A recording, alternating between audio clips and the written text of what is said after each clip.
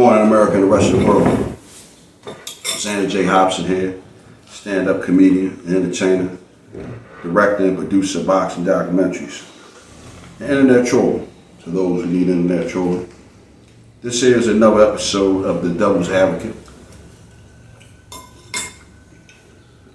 brought to you by a Brilliant Arts Movement.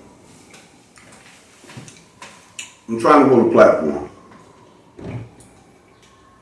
so please subscribe, like this video, share it, and by all means leave a comment in the comment section, because I enjoy checking out the feedback from these videos that I make, as well as exchanging opinions and points of views with you all.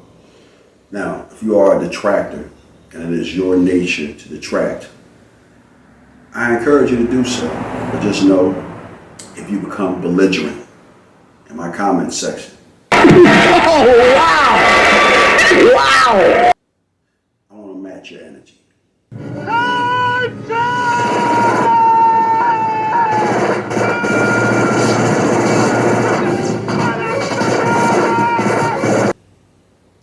I'm the troll's troll, and trolling me will not be tolerated. So last night, I had the pleasure of meeting Obsidian Muhammad Ali and his beautiful lady, Miss Brown Sugar. I was at an event that was sponsored by the Philadelphia version of Tyler Perry, that being one Rick Watson, or South Philadelphia's Rick Watson. And Rick always throws a pretty good event, and when I walked into the place, I recognized a fella that I know to be Obsidian Muhammad Ali. I went over and I introduced myself to him and his lovely lady, and Obsidian was gracious enough to greet me warmly. Very nice guy, Obsidian Muhammad Ali. I was surprised to see Obsidian at this venue, but then again, I wasn't surprised because Obsidian is pro-black. And Obsidian, after listening to his content, he does have a desire to see black people move up and move on and be the best versions of human beings that we could be. So again, I wasn't surprised, but I was surprised to see Obsidian. It was a real cool thing, you know, because you see these guys on YouTube, and just like back in the day when you would see someone on TV and be like, whoa, that's Denzel Washington, that's Spike Lee. And if you're on YouTube like I am and you see a YouTube personality, like, whoa, man, that's Obsidian Muhammad Ali.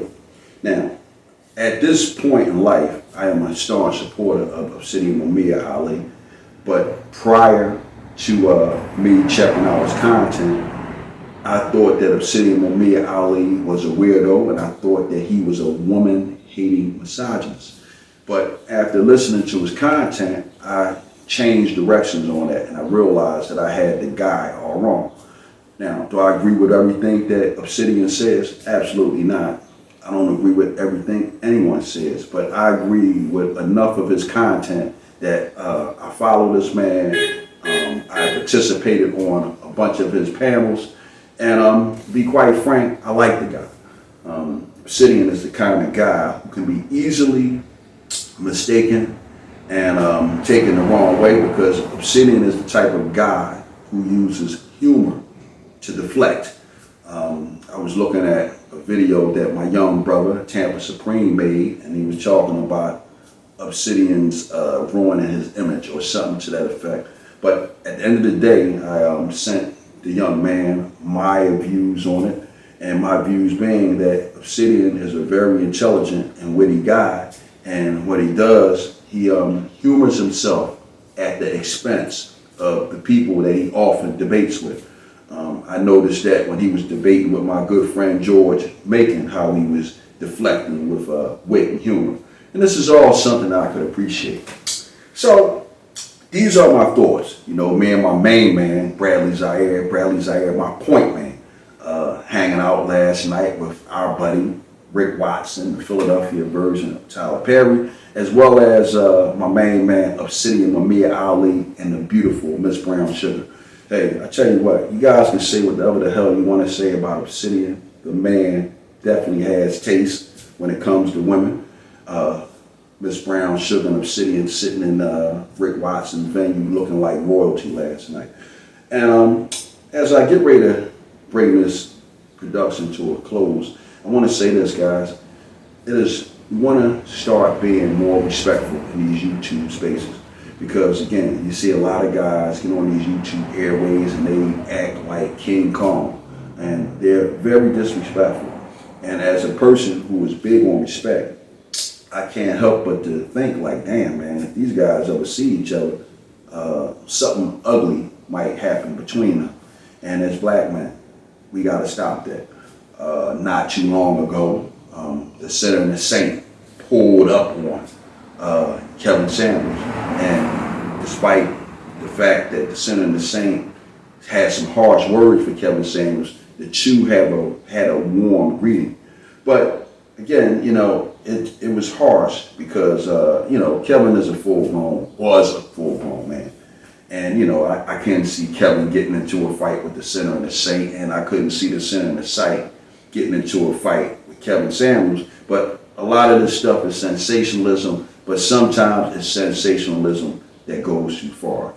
Again, some of the things that people say to one another in these YouTube spaces is just totally out of pocket. And I'm just glad that me and Obsidian are on warm terms, although we're both adults. Even if we weren't on good terms, we would have still probably had a cordial meeting. But then again, if we weren't on warm terms, and if I was a staunch detractor of his, I probably wouldn't have said anything to him at all. But my point is, we got to be gentlemen and be respectful to one another. Now, as I get ready to wrap this thing up, I want to wrap this up by saying this.